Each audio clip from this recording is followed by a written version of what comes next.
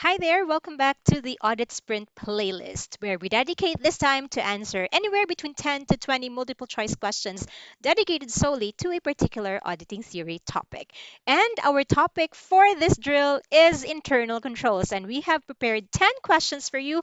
So let's dive right ahead with question number one. Invoking PSA 315 or ISA 315, it states that an internal control system in an organization consists of five components. So this will also serve as a quick review of what are the five components, and these are, of course, the control environment, the entity's risk assessment process, the information system, the control activities, and of course, the monitoring of controls. For each of the following examples we have listed here, we are going to select the component which it illustrates, starting with the process of preparing financial statements. Is that the control environment? Is that the information system or is that control activities? Now, when we talk about the preparation of the financial statements, this will have to look into the use of the accounting information system or our AIS. So this definitely falls under information system. So just as a quick review, whenever we talk about the control environment, you're referring to the tone at the top. You're talking about the culture of the entity with regards internal controls. Control activities, on the other hand, are the specific steps, activities, or procedures in order to safeguard the entity's objectives. And control activities can be categorized by the mnemonic PIPS, PIPS. Letter P would, of course, stand for performance reviews. Letter I will be for information processing, which may sound related to, but is actually different from information system. When we talk about information processing, we're referring to the authorization, the use, for example, of pre-numbered documents, etc. And then we have the other P, which is physical locks, and then letter S for segregation of duties. So definitely when we talk about the FS preparation, it is a product of the entity's accounting information system, which is part of the client's broader information system. So that's Bravo for the first example. And the second example talks about locking the inventory storeroom. Is this control environment, information system, or control activities? The answer to this is it should be control activities. Now, notice what we said about control activities. They are either PIPS, and one of the P's would stand for physical locks. That's why the answer to this is letter F. So let's move on to the second question in this drill. In each of the following three cases, we're going to evaluate whether control risk is higher or lower than normal. So we start with the first illustration. The company has an established and well-resourced internal audit function. Now we know that the presence of an internal audit team strengthens the company's internal controls, and the fact that it is established and well resourced simply means that the controls are more reliable. And when the controls are more reliable, then our control risk is lower than normal. So for the first illustration, that should be letter B. Secondly, we are told that the company has a history of reviewing financial performance on a regular basis at board levels. This will again bring us back to one of the components of internal controls, which is control activities. And one of the categories of control activities is performance reviews. Now, this is a good practice. This will strengthen the controls. And if controls are strong, then control risk is lower than normal. So that should be letter D or delta for the second illustration. Moving forward to the third illustration, purchase invoices are not authorized prior to payment. We know this, and I know we're able to identify this one. The lack of authorization is a weakness or a deficiency in internal control, which will lead to a higher control risk assessment. So that should be letter E for the third and final illustration in number two. Let's now move on to question number three. Which three of the following would be the best sources of information about a company's system? So there are two things we have to take note of here. Number one, we're looking for three answers. So we have to choose three letters. And number two, we're looking for the best sources. We have to keep this in mind in the sense that the other choices might be sources, but they may not be the best. So we're going to choose the three best sources of information about a company's systems. And it is the third important component in this question. We are looking for a source of information about the system of our client. So let's evaluate the choices. Letter A, the company's procedures manual. And to this, we would say this will definitely be one of the best sources, right? To get to know the system, then we read their procedures manual. Letter B, the internal audit functions system notes, which is also another good source of information about the company system, considering that internal auditors do review the company system, and so therefore we could make use of their function system notes, and so therefore, or rather, their system notes. So letter B is also a good source of information. Looking at letter C, the prior year audit file, now we might get to remember that we are required to obtain an understanding of the entity's internal control system, and we are required to document this understanding. And this understanding, once documented, will actually be filed under the permanent file, which will make up the prior year audit file. While this may be a source, let's put it just there so that we could evaluate if this is a better choice than the other systems. Okay, I mean other choices. Letter D, inquiries made of company staff. Now we know part of our getting to know you, our risk assessment procedures, is the procedure of inquiry. So would inquiry be a better source of information than the prior year audit file? In order to answer that, let's take a look at the last choice, and that is, of course, the company's website. And if we are familiar with how company websites work, then it does introduce the company to whoever would visit the website, basically give a brief introduction or a background of the company, what are the services they offer, etc., etc. But we do not expect that included in the website will be a description of the company systems, right?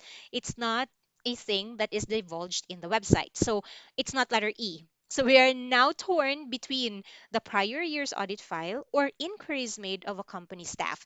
Now, to this, we recognize that yes, we may have obtained an understanding of internal controls from last year's audit, but there might be changes that have been incorporated which may not be captured by the prior year's audit file. And so, therefore, in this case, inquiries made of company staff would be a better source of information. So, in number three, the best sources are the manual, the internal auditor's notes, and inquiries made of company staff. Moving forward to question number four, which two of the following represent inherent limitations of a system of internal controls? Now, we do recall that internal control systems can only give a reasonable level of assurance because they do have inherent limitations. So, which two of the four? So, we're going to choose two out of the four. Letter A, lack of controls over the purchases system. Letter B, lack of understanding of the purpose of the controls. Letter C, lack of staff to ensure segregation of duties. Or letter D, the possibility that staff members will collude in fraud. So, just as a quick reminder, the inherent limitations of a system of internal control are summarized by the mnemonic shocker. Letter S, of course, standing for system breakdowns. Letter H representing human error, letter O representing override, particularly management override, letter C for cost benefit considerations, and there are actually two letter C's. The other C is, of course, collusion, and letter R is that it is directed towards routine transactions. So, based on that list, we are already able to identify that definitely letter D or collusion is one of the inherent limitations. So, we're good with letter D already. And we should be able to identify that letter B or Bravo, lack of understanding of the purpose of controls, is attributed to human error or the human factor in internal control systems. And so, therefore, our inherent limitations must be Bravo and Delta. Let us be reminded that when we talk about inherent limitations, these are limitations embedded into the system that is present by virtue of the nature of the system, meaning we can't do anything about it. It's just, an embedded, inherent, natural weakness of the system. And a lack of controls over the purchases system is not a natural phenomenon. It is something that is born out of the design of management. So it's not a natural phenomenon.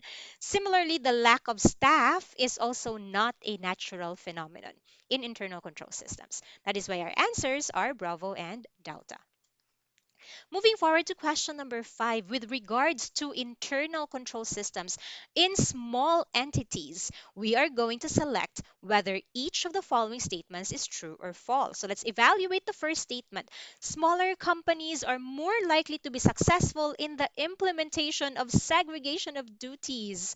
So imagine if your client is a small, unstructured entity. What do you think? Will they likely have ease of segregating duties or difficulty of segregating duties? Now, owing to the cost benefit considerations, to this we would say that this is false. Smaller companies find segregation of duties actually more challenging. Okay. Now, the next statement is management override is more likely to take place in smaller companies where managers and or owners are seen to have a more hands-on approach in the business, and because usually smaller entities do not have that much of structure in terms of reporting lines, then it is very much possible for override to take place more in smaller entities than larger, well structured entities. So the answer to the second statement is that it is true. Let's move on to question number 6. And again, we're evaluating whether the statements are true or false.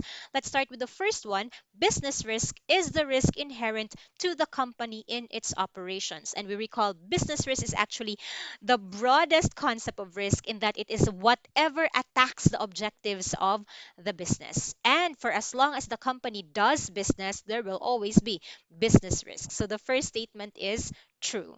Statement number 2, business risk is of no relevance to the auditor as we are only concerned with audit risk. And for this, we say this is false because our acceptable level of audit risk is being dictated or influenced by the engagement risk. And this engagement risk is highly influenced by the client's business risk. So it is not true that it is not relevant to us at all. We cannot reach our acceptable level of audit risk if we haven't evaluated the business risk of the client. And the third statement, management are responsible for identifying and controlling business risks. And to this, we say this is true. Precisely why there is a component in internal control systems that we call the risk assessment process. And the risk assessment process is where management, again, we remember that internal controls are designed, implemented, and evaluated or monitored by management. So remember that internal controls are a management thing. So this risk assessment process, one of the components of internal controls, is the process in which management identifies, evaluates business risks. So that should be true for this statement as well. Moving forward to question number 7, which two of the following controls best mitigate the risk that customers might not be able to pay? Now, when you encounter questions like this, you have to appreciate what exactly is it asking us for. So the main issue or the main concern here is that customers may not be able to pay. So we have to keep in mind the main issue, okay? The inability of the customers to pay. We're going to look for two controls that will help mitigate or prevent inability of or selling to customers who are not able to pay. So letter A, authorization of credit terms to customers. Letter B, obtaining customer signatures on delivery documentation. Letter C, regular preparation of trade receivable statements. Or letter D, checking the aging of the current receivables ledger balance prior to accepting the orders. So let's evaluate. Again, the issue is the customers might not be able to pay. Letter A talks about the authorization of the credit terms to customers. And when we authorize the credit terms to customers, it is a good practice for businesses to look into the C's of credit, right? Including the capacity to pay of the customers. And the authorization of the credit term will depend on the financial background of the customer. So letter A is one of the controls in order to avoid customers that may not be able to pay.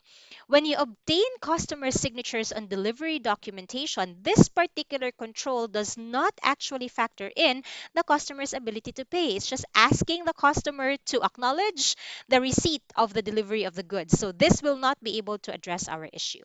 Letter C, regular preparation of trade receivable statements simply means that the company has already sold to these customers and are simply sending them statements in order to remind them to pay. Now, these reminders, again, do not necessarily gauge or filter the customers based on their ability to pay. So we have to imagine about preventive controls because what we would like to do is to avoid having customers that will not be able to pay. So letter C is not one of those controls. Letter D, checking the aging of the current receivables ledger balance prior to accepting the orders. What do you think? Will this help us prevent selling to customers who may not be able to pay? And the answer, of course, is yes, especially when we notice that this customer may have long outstanding balances and might actually be a red flag for the business in giving credit sales to these customers. So the two best controls are alpha and delta. Moving on to question number 8, we are now going to evaluate the sales system in operation at She and Company, and we're going to decide whether whatever is illustrated or explained or described here is a strength or deficiency of the internal control system. Let us start with the first situation or the first scenario. Orders are placed by telephone. So when a call is received, the person receiving the order checks that the customer's credit status supports the order. So there's, checking for the customer's credit background, no? And that the customer's current balance is below the maximum level, meaning to say the customer hasn't breached the credit line, and then immediately inputs the order into the system. Now, notice that the order is simply inputted or is inputted into the system only after they have checked the credit status and they have checked that the customer has not yet reached the credit limit. So, is this a strength or a deficiency? And this should be considered as a strength of the internal control system. It has always been considered as good practice to check the credit standing of the customers before the business grants them a credit sale. So, this is a strength. The second statement says the order automatically generates a message to the distribution center. So, if you can imagine, once the order is inputted into the system generates a message directly to the distribution center or the shipping department, which then ships the goods and also directly generates a message to the accounts department, which then immediately raises an invoice and sends it to the customer. Now, at the onset, we might see this to be a very efficient way of doing things. So can you imagine, once the order is placed, the shipping department will be notified, and together with that, the accounting department will also be notified. And so therefore, the shipping document is prepared and the invoice is prepared to be sent by the customer. Well, generally seen to be efficient, but this is actually considered to be a deficiency in the system, as it is possible that goods that have been invoiced have not yet actually been shipped. That is why one of the source documents that will be used by the accounting department in the recording of the sales is the actual shipping document. So, by virtue of the automatic notification to these two departments, it's possible for the accounting department to have recorded a sale by generating an invoice even when the items have not yet been actually shipped. So, it is a deficiency. And the last item talks about customer queries being dealt with by reception staff. This is also a deficiency, as the reception staff may not really be knowledgeable about the specifications of the items, or maybe concerns relating to billing and even concerns relating to the shipping of the items. So that is also a deficiency. So let's now move on to question number 9. Desenio Limited is a large property management company which makes use of services of many different contractors for building, design, and decorating services. Which two of the following internal controls are most likely to prevent services being used for the private purposes of employees? So again, questions like this, we have to identify the main issue. And the main issue is that employees may have used the services for their own personal use. So, this is what we're trying to prevent. We're trying to prevent personal use of company services. So, what are the two likely internal controls, or what are the two internal controls that will likely prevent this? So, let's read through our choices first. Letter A, purchase orders are processed by the buying department following authorization by the production director. Okay, so let's lock that in. That POs are processed by the buying department only after authorization by the production director. Letter B, purchase requisitions must be signed by two members for any given project. Perhaps looking into the control that when there are at least, or when there are more than, when there is more than one person who will sign, then there is a check and balance. Letter C, purchase orders should only be placed with authorized contractors. And letter D, purchase orders are matched to authorized, purchase invoices rather, are matched to authorized purchase orders. Again, what's the main issue? The main issue is that employees may have used these services for their personal consumption. Okay, so when we evaluate choice D, when we match delta, when we match the purchase invoices to the authorized purchase orders, will we be able to prevent employees using services for their personal consumption? The answer is not necessarily. The presence of matching, or the procedure of matching the invoices to the authorized purchase orders, will simply show us that whatever was billed by the vendor was actually ordered. But as to whether the order is a legitimate business use, is for a legitimate business use, we can't see that in Delta. Let's now evaluate letter C. Purchase orders should only be placed with authorized contractors. So when there is a control to ensure that we only place with authorized contractors, will that prevent ordering items or services for personal consumption? In the case of letter C, the answer is also no. We are simply controlling the orders, or that orders be placed only with those contractors who have been vetted. But again, as to the legitimacy of the order, that will not be addressed in letter C. That means the two controls that could help us prevent the issue we had in mind is letter A, that purchase orders are processed by another department after authorization of the production director or the requesting department. Now, we know in the purchasing cycle that the ideal scenario should be that whoever is the immediate head of the requesting department should authorize the purchase, okay, or should authorize the request for the purchase. And then once the purchase requisition has been authorized, it will be given to the purchasing department. So letter A is a good control. When you have a production director, a manager, or an immediate supervisor who will review the requisition to determine if it's a legitimate business requisition, then that will help address our issue. And the second one, of course, is when purchase requisitions are signed by two members for any given project. Again, this will help, or this will involve some check and balance. Of course, you might say, what if they collude? What if there's a collusion?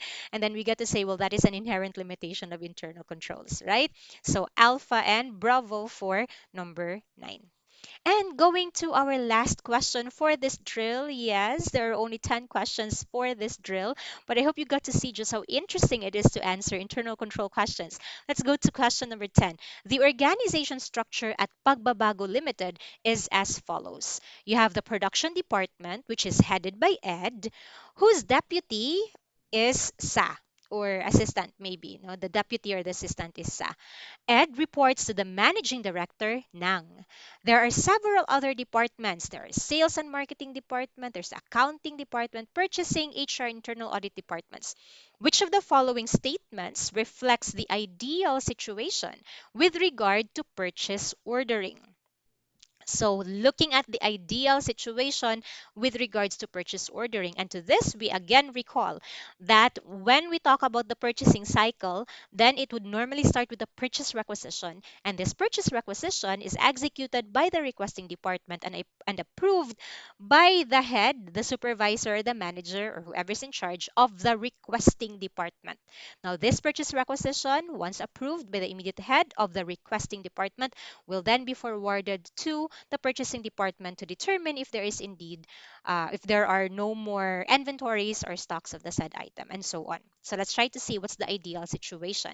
Letter A, Ed and Sa should make purchase orders as production needs dictate.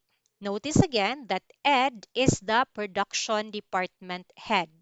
Sa is the associate or the assistant of Ed. So according to A, the production department head and his associate should make the purchase orders, okay, as production needs dictate. Letter B, Ed should make purchase orders, although Sa could make requisitions as purchase production needs dictate. But remember again that Ed and Sa belong to the same department, right? They're at the production department. They are not the purchasing department. They are the production department. So most likely in our discussion a while back and in this illustration, the production department is the requesting department. Letter C. Ed and Sa should requisition materials as the production needs dictate, but orders should be placed by the purchasing department. Okay. Letter D, Ed and Sa should requisition materials as production needs dictate, but orders should be placed by the purchasing department having been authorized by NANG. So, what did we say a while back? That the requisition should be approved by the requesting department and should then be placed the actual order should then be placed by the actual purchasing department. So requisition coming from the requesting department, which is the production department, and it should be Ed and Sa who will requisition the materials, and it will be purchased by the purchasing department. So the answer to this should be Charlie. Now in this case, there is no need for the authorization, or while they may still ask for it, but there is actually no need for the authorization of Nang, as Ed and Sa are the ones who are overseeing the actual production and would have better knowledge of what is actually needed. So while the authorization of NANG might be considered as an additional layer, but in this case, it is not a necessary component.